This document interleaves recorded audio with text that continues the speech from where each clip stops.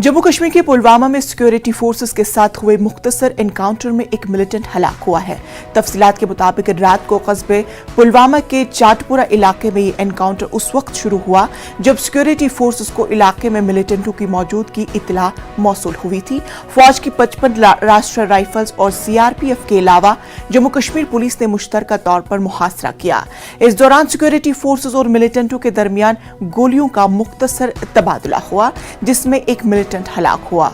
Militant ने एक ज़ैर तामीर मकान में पनाह ली थी। सिक्योरिटी फोर्सेस का यह ऑपरेशन रात को ही इख्तिताम हुआ। आईजी कश्मीर ने रात को ही ट्वीट करके इस एनकाउंटर में एक मिलिटेंट के हलाक होने की तस्दीक की है।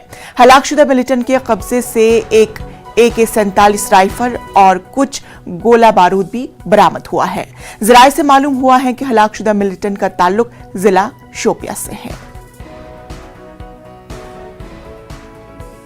कुपवाड़ा लोलाब चंडी एनकाउंटर में अब दूसरे रोज भी जारी है। अभी तक इस एनकाउंटर में 4 मिलिटेंट मारे जा चुके हैं, जबकि गिरफ्तार मकामी मिलिटेंट भी एनकाउंटर में मार गिराया गया है।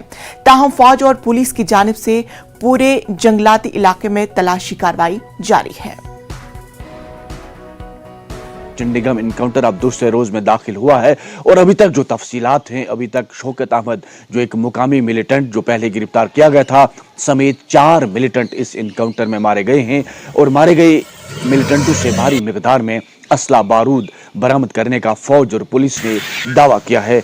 इधर आईजीपी कश्मीर विजय कुमार ने एक ट्वीट करते हुए इस बात की तस्दीक की कि लोलाब इनकाउंटर दूसरे रोज में दाखिल हुआ और अभी तक 4 मिलिटेंट जो है इस इनकाउंटर में मारे गए हैं, जिनमें एक शौकत अहमद जो पहले ही गिरफ्तार किया गया था वो भी इस इनकाउंटर में अब मारा जा चुका है। ताहम फौज और पुलिस ने पूरे जंगलाती इलाके को मुहासरे में ले रखा है और बड़े पैमाने पर तलाशी कार्रवाई जारी है। नजर है चंडीगढ़ लोलाब इनकाउंटर में पहले दिन 2 मिलिटेंट मारे जा चुके थे, जबकि शौकत अहमद जो पहले ही गिरफ्तार किया गया था SSP जोगल मनहास के मुताबिक वो भी फायरिंग की जद में उस वक्त जो है फरार होने में कामयाब हुआ। ताहम रात देर गए तक उनकी तलाश भी जारी थी। तो अब यहाँ पर पुलिस ने इस बात की तस्दीक की कि 4 मिलिटेंट इस इनकाउंटर में मारे गए, जिनमें गिरफ्तार शौकत अहमद भी शामिल है। नेटवर्क 18 के लिए यहया सुल्तान। मरकज की अग्निपथ स्कीम के खिलाफ कुछ तंजीमों ने आज भारत बंद की कॉल दी है। बंद के पेश नजर सिक्योरिटी एजेंसियां अलर्ट पर है।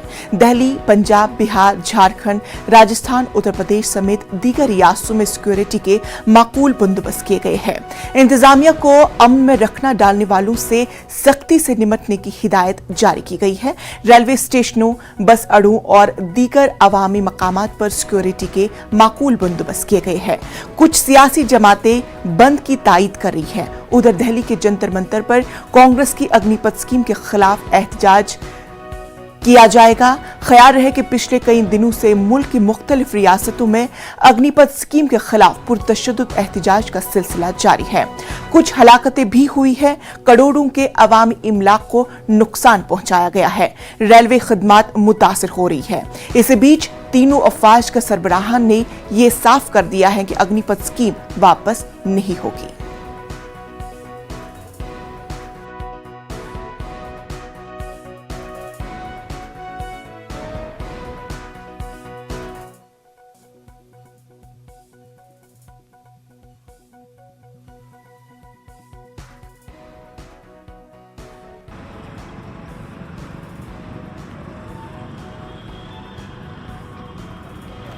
वहीं बिहार में गुज़िश्ता हफ्ते से अग्निपथ स्कीम के खिलाफ पुरतशद्दुद एहतजाज का सिलसिला जारी है।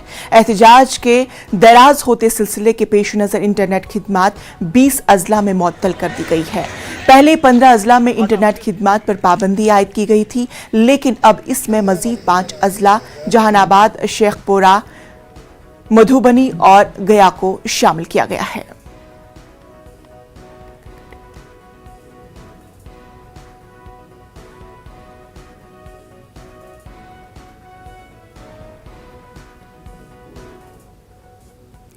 फौज में भर्ती होने की मरकजी स्कीम अग्निपथ योजना के खिलाफ भारत को लेकर मध्य प्रदेश में भी एहतिजाज जारी है, अलर्ट जारी कर दिया गया है। महकमे पुलिस के जरिए मध्य प्रदेश के सभी स्टेशन और बस स्टैंड्स पर चौकसी बढ़ाने के साथ साथ आम मकामात पर भी पुलिस की निगरानी बढ़ा दी गई है। राजधानी भोपाल के भोपाल स्टेशन, रानी कमलापति स्टेशन और बेरागढ़ स्टेशन पर पुलिस के खुसूसी दस्तों को तैनात कर दिया गया है ताकि मुसाफिरों को मुश्किलात से बचाया जा सके। स्टेशन पर जीआरपी के साथ आरपीएफ को भी तैनात कर दिया गया है। मध्य प्रदेश में अग्निपथ को लेकर ग्वालियर और इंदौर में पिछले दिनों तशद्दुद हो चुका है, जिसमें सरकारी और निजी इमला को बड़े पैमाने पर नुकसान पहुंचाया गया था। अग्निपथ स्कीम के खिलाफ जारी एहतजाज और बंद के सबब ट्रेनें भी मुतासिर हो रही हैं, जिसकी वजह से मुसाफिरों को परेशानियों का सामना करना पड़ रहा है। पूर्वांचल में एहतजाज का असर देखने को मिल रहा है।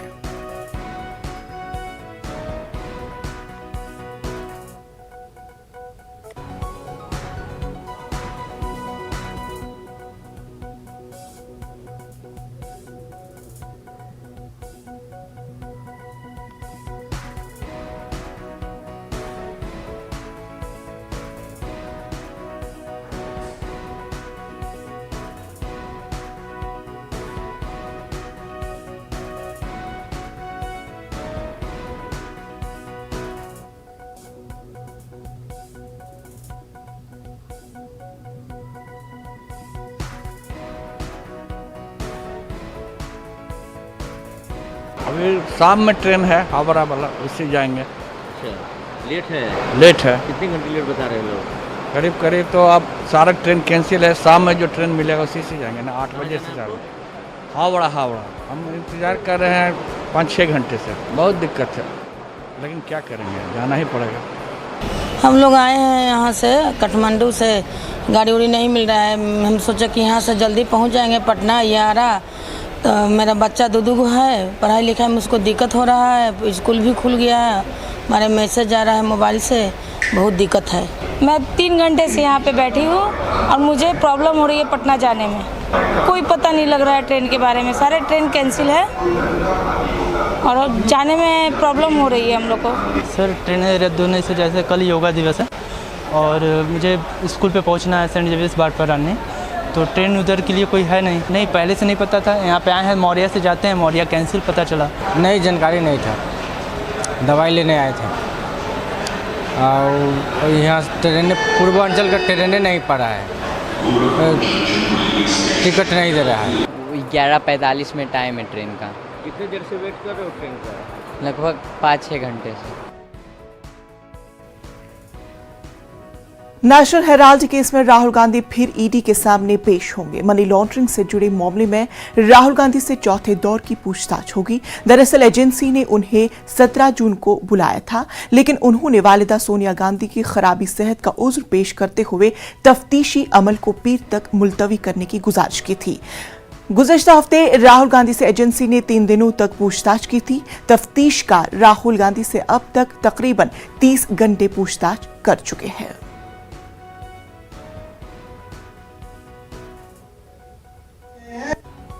मल्लिकार्जुन खड़गे मेरे साथ है। सर, आज राहुल गांधी को फिर ईडी में बुलाया गया है और आप यहाँ जंतर मंतर पे, सरकार दबाव में आएगी? ये देखिए, वो पहले ही डेट दिए थे, उस डेट के मुताबिक वो जा रहे हैं और गवर्नमेंट और ईडी इन्होंने पर्पसली राहुल गांधी जी को हरास करने के लिए और कांग्रेस पार्टी को डिमोरलाइज करना चाहते हैं कि हमारे लीडर को हरास करके, अरे उन्हीं को बुला है ईडी में, दूसरों का क्या है। लेकिन इस केस में कुछ भी नहीं है, दम नहीं है, फिर भी वो चाहते हैं कि उनको बार बार बुला के उनका एक कांग्रेस पार्टी को डिमोरलाइज करना चाहते हैं। लेकिन कांग्रेस पार्टी के लोग कभी डिमोरलाइज होने वाले नहीं, ये लड़ने वाले हैं, देश के लिए भी लड़े हैं और हमारे पार्टी को जो खत्म करने की उनकी कोशिश है वो उसमें कामयाब कभी नहीं बनेगी। गांधी जी के भजन चल रहे हैं तो सत्याग्रह जारी रहेगा? देखिए गांधी जी का ये तो हमारा पहले से आजादी के लिए ये गाने चलते थे, और सत्याग्रह क्या है ये तो बीजेपी वालों को मालूम नहीं, क्योंकि वो कभी उनके देश के लिए ना लड़ा, ना सत्याग्रह किया, ना जेल में गया, उनको क्या मालूम। अग्निवीरों के लिए सरकार ने रोल बैक किया है और उसमें रियायत दी है कि उस आरक्षण भी मिलेगा, उम्र की जो सीमा थी वो भी बढ़ा दी, तो कहीं ना कहीं कांग्रेस का या विपक्ष का दबाव है सरकार पर। ये देखिए इस स्कीम को विड्रॉ कर लेना चाहिए, क्योंकि 4 साल आप किसी को भी ट्रेनिंग देकर बाहर भेजेंगे और सिर्फ 25% उसमें से लोगों को सेलेक्ट करेंगे तो बाकी के लोग डिमोरलाइज होते, एक। और दूसरी चीज उनको पेंशन भी नहीं मिलने वाला है, और पेंशन में आप काउंट भी नहीं करने वाले हैं। ये 4 साल जो ट्रेनिंग करे वो पेंशन में काउंट नहीं होगा, तो ये एज के हिसाब से भी उनके लिए तकलीफ है। और खास करके जो गरीब बच्चे मेहनत करके कोचिंग लेकर ट्यूशन लेके पढ़ते हैं, उनको इस तरीके से ट्रीट करना ये ठीक नहीं है। और जो वैकेंसीज है वो फिलअप कीजिए ना। तो मल्लिकार्जुन खड़गे साहब कह रहे हैं कि सत्याग्रह जारी रहेगा और अग्निवीरों के बारे में केंद्र सरकार को सोचना चाहिए। कैमरामैन बीनू के साथ नई दिल्ली से अशरफ काज़मी, न्यूज़ 18। पूरे मामले पर हमारे साथ बराह रास्त खुर्रम शहजाद हमारे साथ जुड़ चुके हैं। खुर्रम शहजाद, आपसे जानना चाहेंगे कि अब राहुल गांधी की चौथे दौर की तफ्तीश शुरू हो रही है, क्या कुछ है तफसीलात?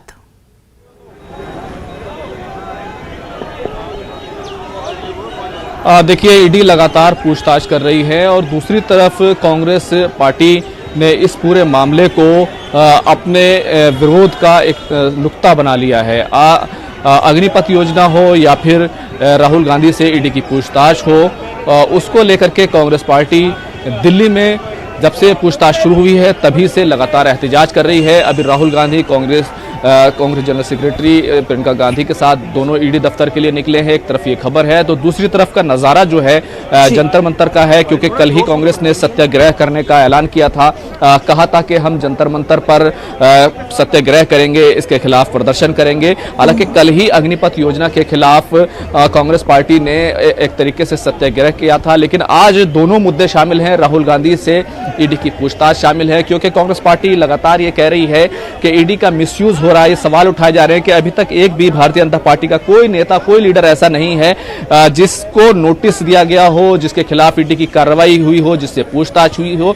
बल्कि सवाल ये उठा रही है कांग्रेस के अब तक के जो भी भ्रष्टाचारी नेता है या फिर जिनके ऊपर बदउनवानी के इल्जामात है, अगर वो भारतीय जनता पार्टी में शामिल हो जाते हैं, चाहे वो बंगाल के नेता रहे हों, वो तमाम के तमाम पाक साफ हो जाते हैं। तो वॉशिंग मशीन एक ऐसी है भारतीय जनता पार्टी, ये कांग्रेस का इल्जाम है कि वहां से सब लोग पाक साफ होकर निकलते हैं। तो ये नज़ारा है। आज जंतर मंतर पर कांग्रेस के तमाम लीडर सत्याग्रह करेंगे और 1000 लोगों की परमिशन दी गई है। तमाम तरह के जो हिफाजती इंतजामात हैं वो आपको दिखाई देंगे किस तरीके से, चाहे सीआरपीएफ के जवान हो या फिर दिल्ली पुलिस के जवान हो, वो तमाम जो है मौके पर मौजूद हैं और ज़्यादा लोग न जा पाए इसको यकीनी बना रहे हैं, ज़्यादा लोग जो है जंतर मंतर पर इकट्ठा ना हो। आप देखिए कांग्रेस के लीडर जो दीपक हुड्डा हैं वो अभी मौके पर मौजूद हैं और वो लोगों से बात कर रहे हैं, मीडिया से बात कर रहे हैं।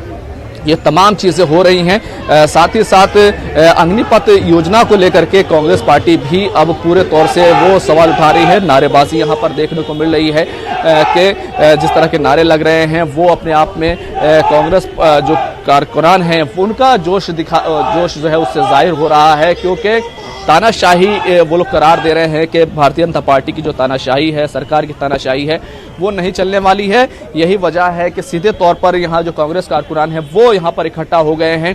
हालांकि 1000 ही लोगों की परमिशन है, लेकिन इस सब के बावजूद बहुत बड़ी तादाद में कांग्रेस के जो कारकुनान है वो जंतर मंतर पहुंचे हैं। खुर्रम, ये बताइए कि पिछली बार हमने देखा कि जब राहुल गांधी को ईडी के दफ्तर जाना था तो रोड चेंज किया गया था। आज इस ताल्लुक से क्या कुछ तफसील है, किस रोड से जाएंगे?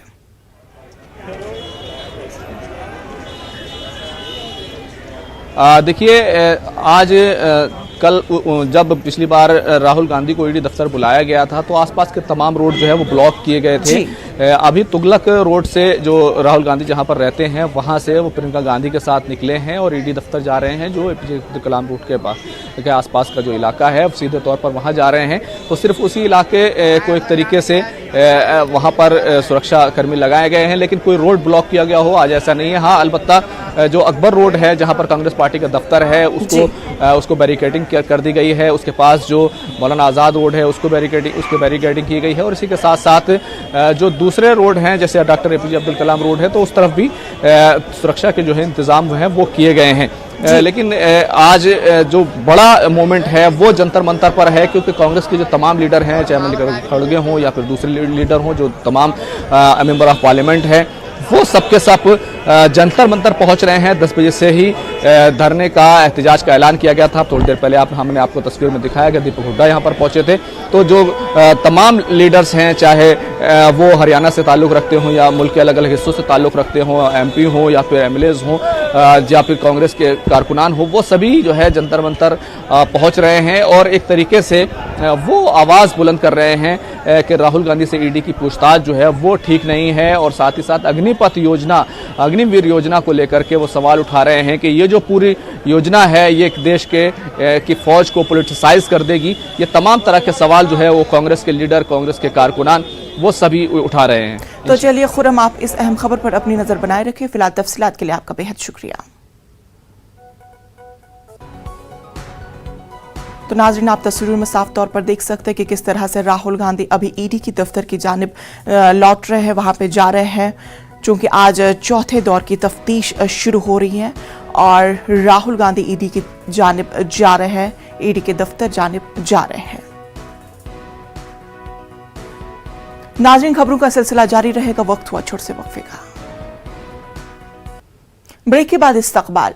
महाराष्ट्र में कानून साज कौंसिल के इंतखाबात के तहत आज वोटिंग हो रही है। राज्यसभा इंतखाबात में मिली गैर मामूली कामयाबी के बाद बीजेपी के हौसले बुलंद हैं और MLC इंतखाबात में भेवा पूरी ताकत झोंक रही है। 10 सीटों के लिए 11 उम्मीदवार मैदान में है। महाविकास अघाड़ी के 6 जबकि बीजेपी के 5 उम्मीदवार किस्मत आजमा रहे हैं।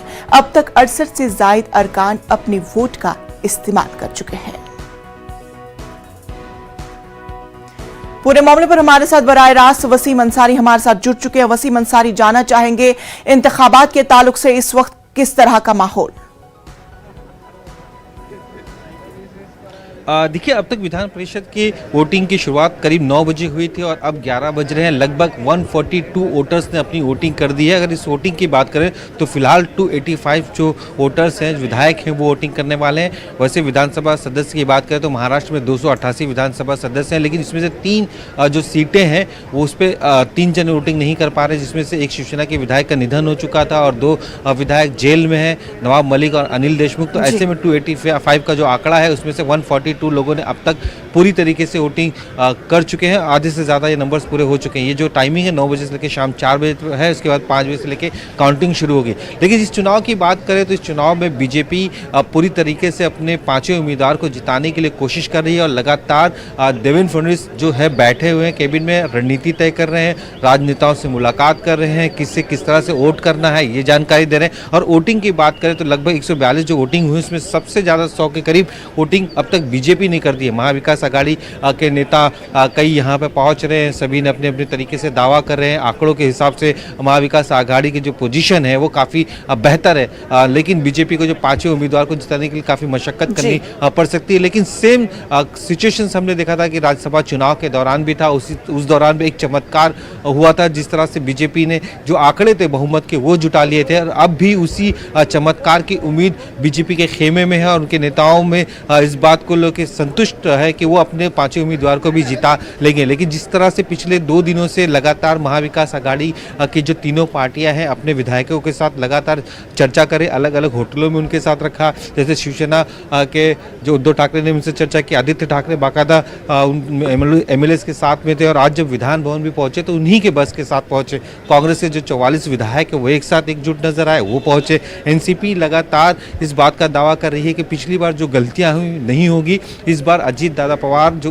महाराष्ट्र के उपमंत्री हैं वो लगातार सभी विधायकों के साथ संपर्क में है। इंडिपेंडेंट जो विधायक हैं उनके साथ चर्चा कर रहे हैं, सीएम उद्धव ठाकरे लगातार चर्चा कर रहे हैं। तो रणनीति यहाँ पे दोनों तरफ से बनाई जा रही है कि किसी भी हाल में जो वोटिंग परसेंटेज है, जो एक नंबर्स होता है, ये जो पूरे मतदान होंगे गुप्त मतदान होने वाले हैं, और गुप्त मतदान में जहाँ बीजेपी का दावा है कि कहीं ना कहीं जो नाराजगी का फैक्टर है और कई जो शिवसेना और कांग्रेस एनसीपी के विधायक है जो बीजेपी के टच में, वो क्रॉस वोटिंग करेंगे जिसका उनको फायदा होगा। लेकिन ये जो पूरी लड़ाई इस वक्त देखी जा रही है 10वीं सीट की खास करके देखी जा रही है, जिसमें से कांग्रेस और बीजेपी साफ तौर पे आमने सामने नजर आ रही है।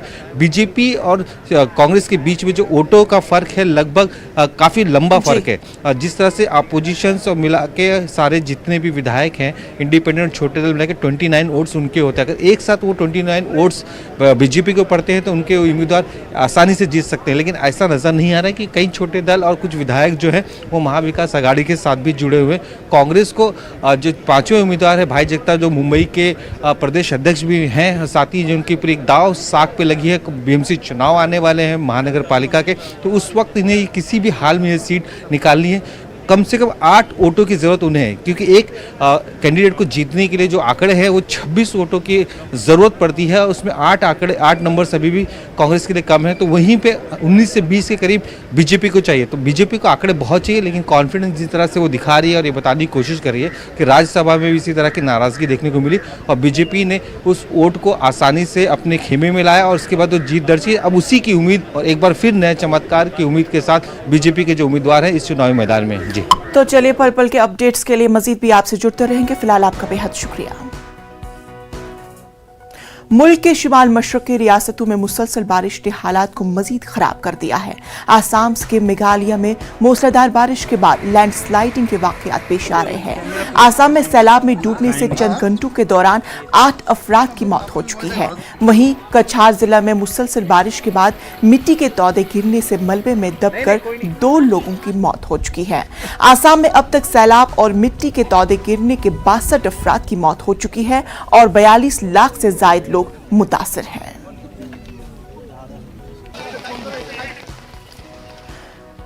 आसाम से हमारे नुमाइंदे निलोत्पल हमारे साथ जुड़ चुके हैं। निलोत्पल, आपसे जानना चाहेंगे आसाम के अभी की ताजा सूरत हाल। आसाम के हालात बहुत ही खराब है। अभी आसाम में बाढ़ का जो प्रहार देखने को मिल रहा है। आसाम की जो मध्य असम में और ऊपरी असम और लोअर असम पर सभी जगहों में देखा जा रहा है कि बाढ़ की वजह से बहुत से लोगों को परेशानी आ रही है। और आज नौगांव जिले में, असम की मिडिल असम के नौगांव जिले में 2 पुलिस वालों की मौत हो गई है बाढ़ की वजह से। समुद्र काकोती और राजीव बोर्डोले नाम का 2 पुलिस वालों को मौत हो गया। समुद्र काकोती जो कामपुर थाने का ओसी था, वो एक ऑपरेशन में गया था और राजीव बोर्डोले के साथ दोनों कपिली नदी के बांध के वजह से दोनों का मौत हो गए है। इसकी वजह से अभी देखा जा रहा है कि सभी जो पुलिस वालों में भी बहुत दुख दिखाई दे जा रहा है। और जो काजीरंगा नेशनल पार्क में भी अभी बाढ़ का प्रकोप देखा जा रहा है। साथ ही साथ देखा जाए तो नलबाड़ी, बोरपेटा, नौगांव, मोरीगांव, होजाई जिले, इन सभी जिलों में देखा जाए बाढ़ की वजह से बहुत ही परेशानी हो रही है। और असम की एबो 50 लाख से ज्यादा लोगों की बाढ़ की वजह से बहुत परेशानी हो रही है और बहुत से लोग बेघर हो गए हैं, बहुत सी लोगों की मौत हो गई है। और अभी असम की सारा रोड कनेक्टिविटी भी बहुत तरह से बहुत नुकसान हुआ है रोड कनेक्टिविटी में भी। तो असम में इस बार बाढ़ की वजह से बहुत ज्यादा नुकसान हुआ है और अभी भी बाढ़ का जो प्रकोप है वो अभी भी जारी है। तो चलिए बेहद शुक्रिया। पल पल के अपडेट्स के लिए हम मजीद भी आपसे जुड़ते रहेंगे। फिलहाल तफसीलात के लिए आपका शुक्रिया। खबरों में फिलहाल इतना ही, मुझे दीजिए इजाजत। आदाब।